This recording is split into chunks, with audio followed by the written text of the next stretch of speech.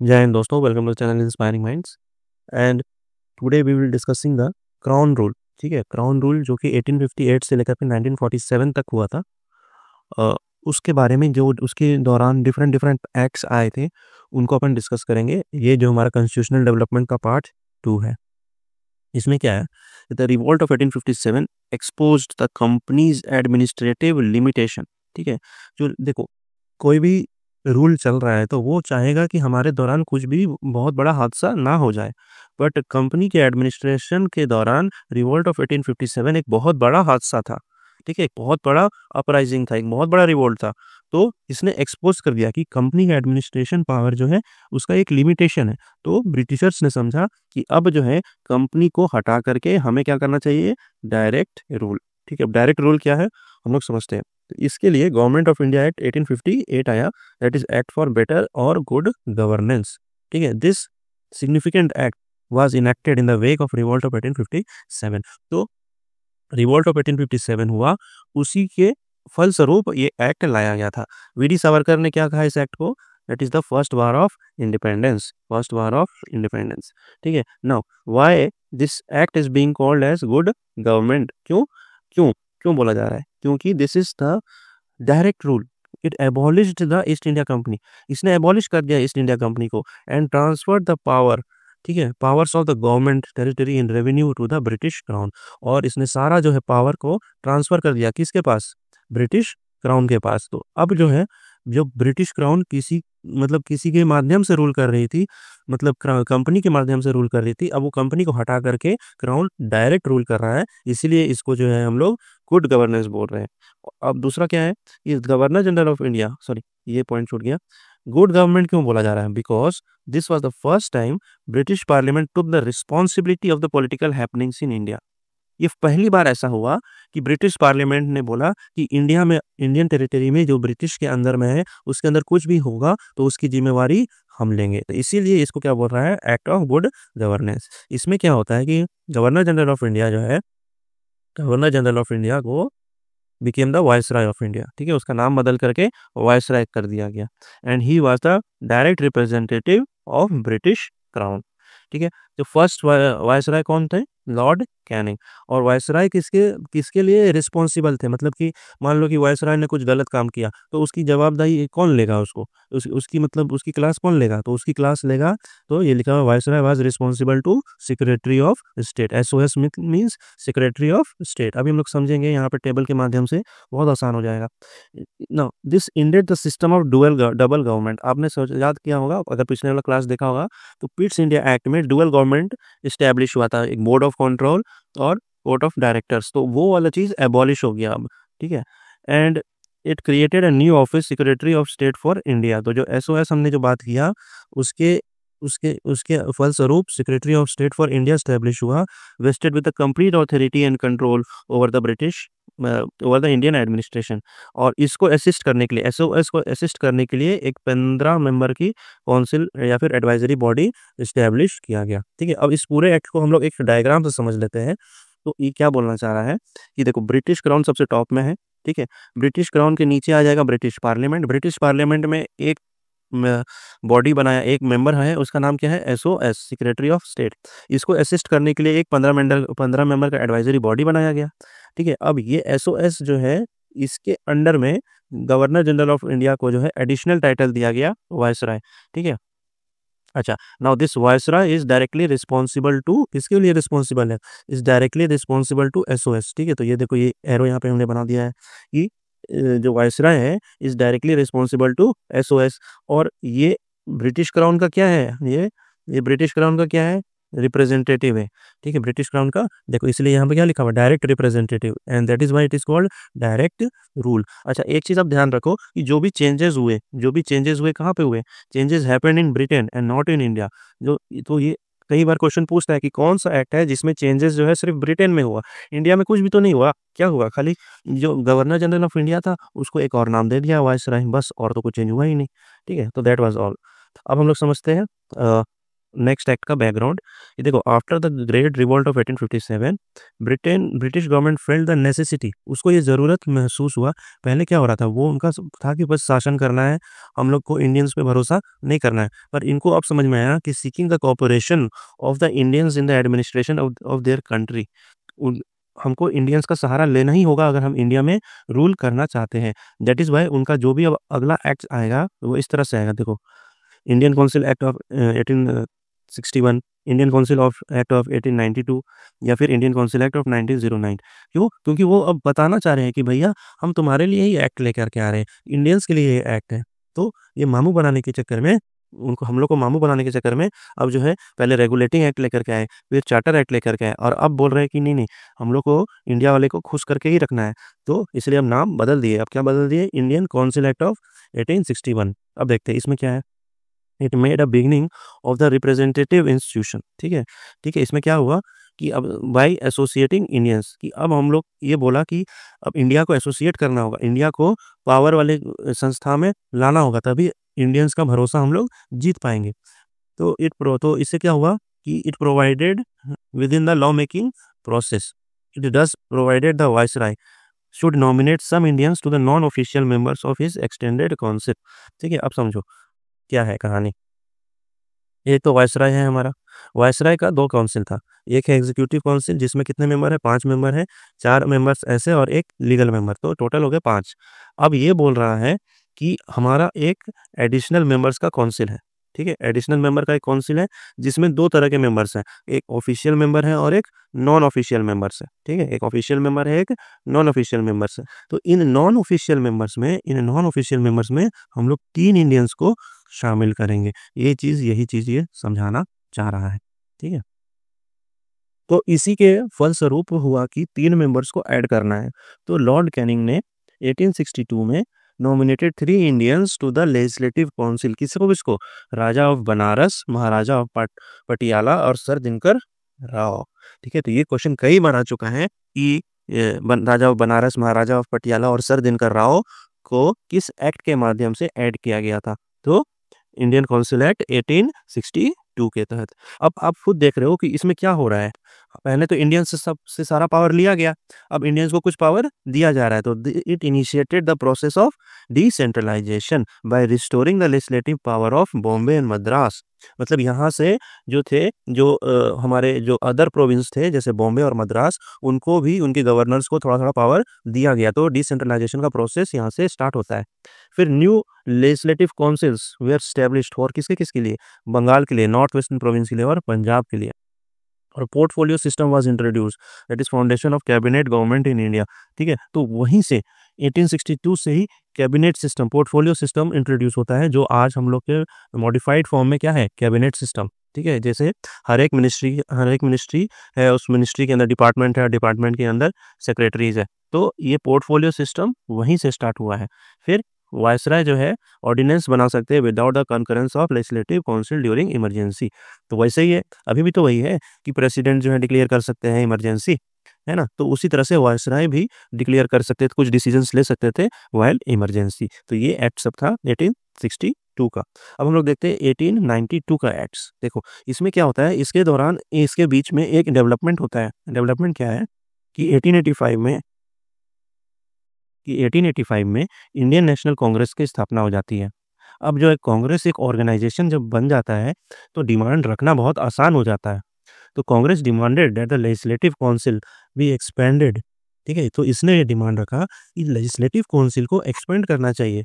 क्यों सिर्फ 3 इंडियंस को लोगे आप? इतना बड़ा भारत है, उसमें से सिर्फ 3 आदमी को लोगे? नहीं, should be expanded and the nature of the non-official members was increased both in central and provincial legislative council। तो कांग्रेस के दबाव के कारण इंडियंस की मात्रा को बढ़ाया गया। कहाँ पे? दोनों जगह पे, सेंटर में भी और प्रोविंस में भी। तो देखो Indian council act of 1989 increase the number of additional non official members in the centre and in the provincial legislative council but maintain the official majority. ठीक है, तो मेंबर्स को बढ़ाया। ठीक है, मतलब यहाँ पर मेंबर्स को बढ़ाया गया, लेकिन मेजोरिटी अभी भी ऑफिशियल मेजोरिटी किसकी है? ऑफिशियल मेंबर्स की। ठीक है, यही कह रहा है। It increase the function of legislative council and gave them the power of discussing the budget. तो बजट डिस्कस कर सके, ये किस एक्ट में आया, डिस्कसिंग द बजट, तो 1892 में। And addressing the question of executive matters of public interest. अच्छा, it also provided for the nomination of some non official members. ठीक है, अब देखो इसमें हुआ कि आप जो नॉन ऑफिशियल मेंबर्स को अपॉइंट करने कह रहे हो, तो उसको कौन नॉमिनेट करेगा?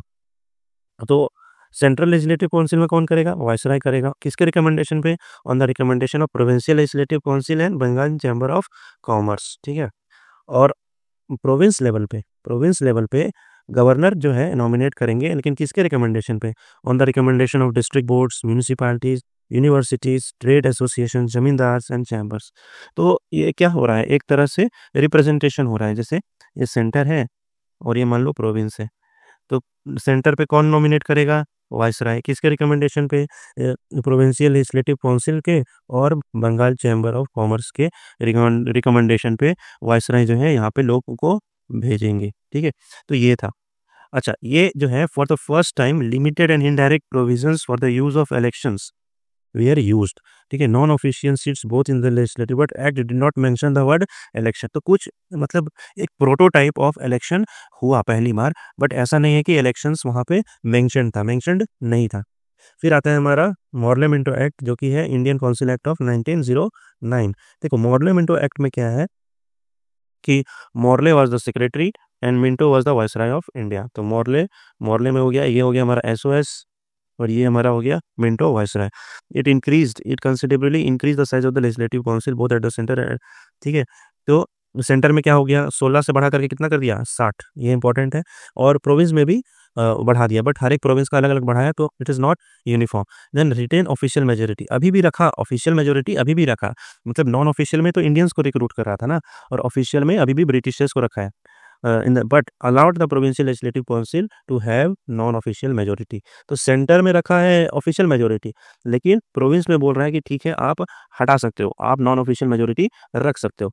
Then deliberative functions of the legislative council at both the levels. ठीक है, अच्छा इसमें ये बोल दिया कि थोड़ा सा पावर ज़्यादा दे दिया, जैसे आप सप्लीमेंट्री क्वेश्चंस आस्क कर सकते हैं, आप रिजोल्यूशंस भी पास कर सकते हैं ऑन बजट। ठीक है, तो आप देख रहे हो कि थोड़ा सा पावर को डिसेंट्रलाइजेशन जो है ये पहले 1892 वाले में हुआ कि आप बजट पे क्वेश्चंस पूछ सकते हैं।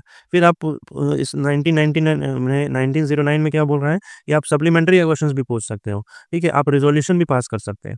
It provided for the first time the association of an Indian in the executive council. अब ये बहुत ही इंपॉर्टेंट पॉइंट है कि 1909 में ही फॉर द फर्स्ट टाइम किसी इंडियन का मतलब ज्वाइनिंग हो रहा है एग्जीक्यूटिव काउंसिल में। अभी तक जितना भी ज्वाइनिंग हो रहा था कहाँ हो रहा था, लेजिस्लेटिव काउंसिल में। इस बार पहली बार ऐसा हुआ है कि एग्जीक्यूटिव काउंसिल में किसी इंडियन को लिया जा रहा है।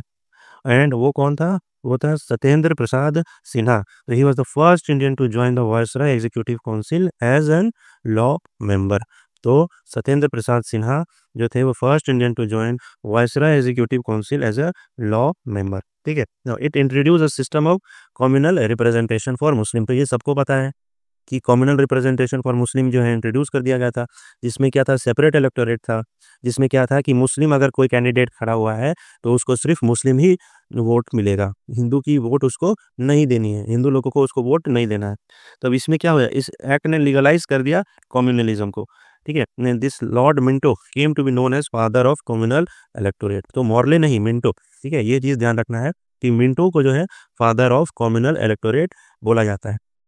नहीं कि अब देखो ये जो सेपरेट इलेक्टोरेट है सिर्फ मुस्लिम्स पे ही नहीं और पे भी एक्सटेंड किया गया, जैसे presidency corporation, chamber of commerce, university, जमींदार। ठीक है, तो इन सबको भी एक्सटेंड किया गया, इन सब पे भी। अब हम लोग आते हैं गवर्नमेंट ऑफ इंडिया एक्ट 1909। तो इसको क्या बोला जाता है? इसको बोला जाता है मॉन्टेग्यू चेम्सफोर्ड रिफॉर्म। मॉन्टेग्यू क्या थे? सेक्रेटरी ऑफ स्टेट, और चेम्सफोर्ड वायसराय।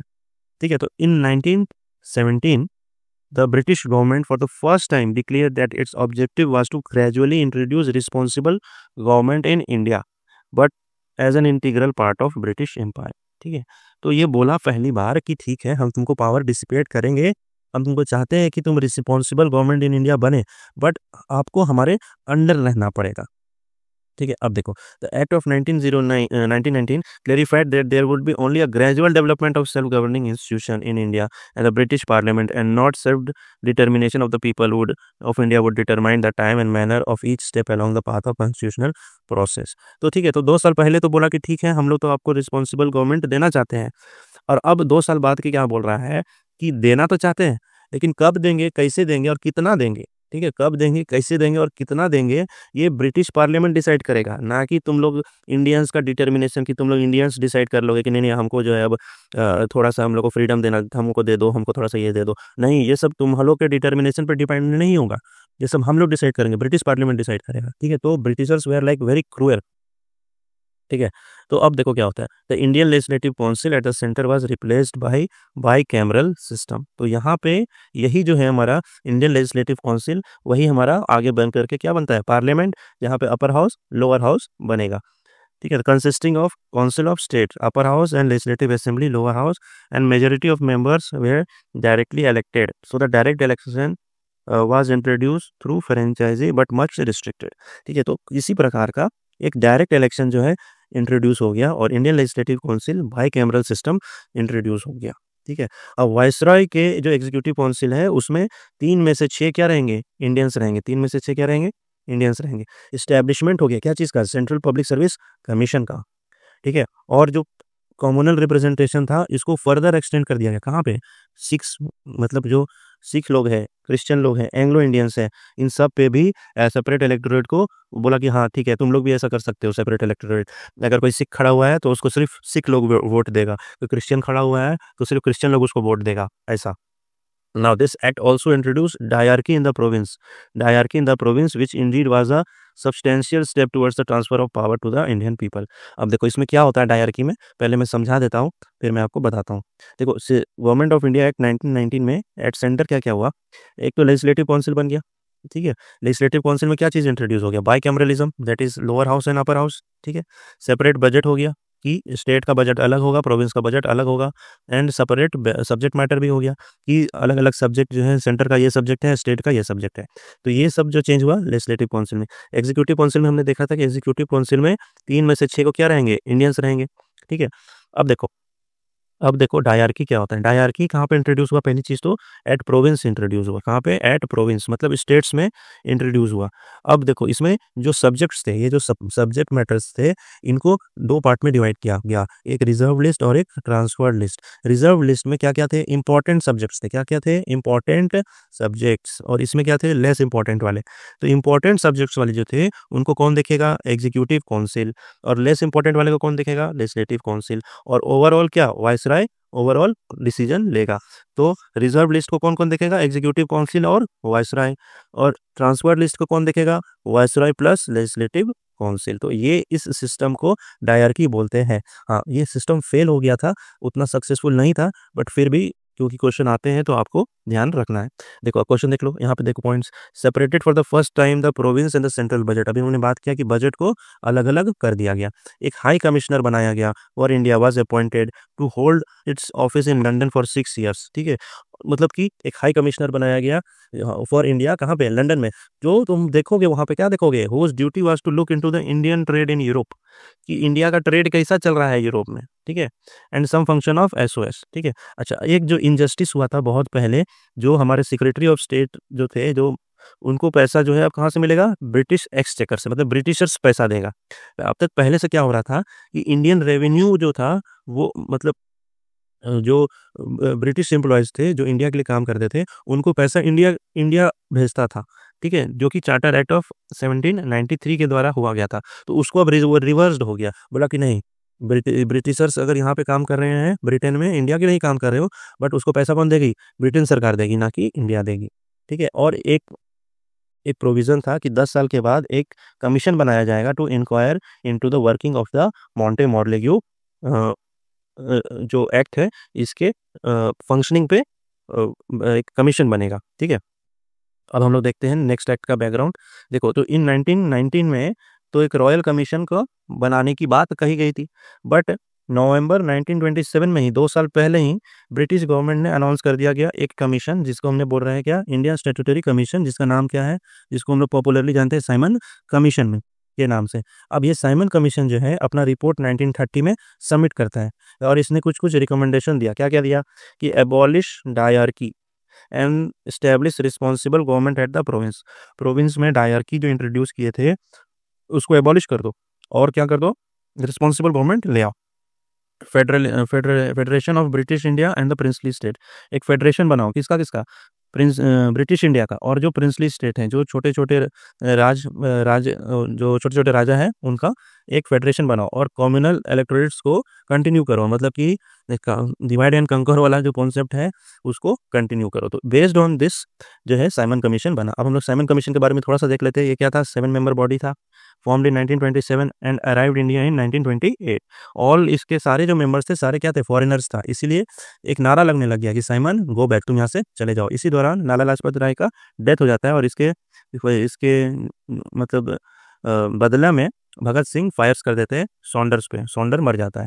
उसके बाद सबमिटेड जो है साइमन कमीशन सबमिट करता है अपना रिपोर्ट 1930 में और फिर ये 3 राउंड टेबल कॉन्फ्रेंस में इसका डिस्कशन होता है। 3 राउंड टेबल में होता है 1930, 1931, 1932, जिसमें सेकेंड वाले राउंड टेबल कॉन्फ्रेंस में गांधी जी पार्टिसिपेट करते हैं in on behalf of Indian national Congress. और 1932 वाले में कम्युनल अवार्ड हो जाता है, जिसके दौरान फिर पुनः पैक्ट साइन होता है गांधी जी और BR अम्बेडकर के बीच में, ठीक है। और फिर इसी के रिकमेंडेशन पे एक वाइट पेपर रिलीज होता है और फिर एक ज्वाइंट सेलेक्ट कमेटी अपॉइंट होता है और उसके किसके अंडर में, तो लॉर्ड लिनलिथ गो के अंदर में, ठीक है। और फाइनली जो है गवर्नमेंट ऑफ इंडिया एक्ट 1935 बनता है। अब हम लोग देख लेते हैं कि 1935 एक्ट में क्या था।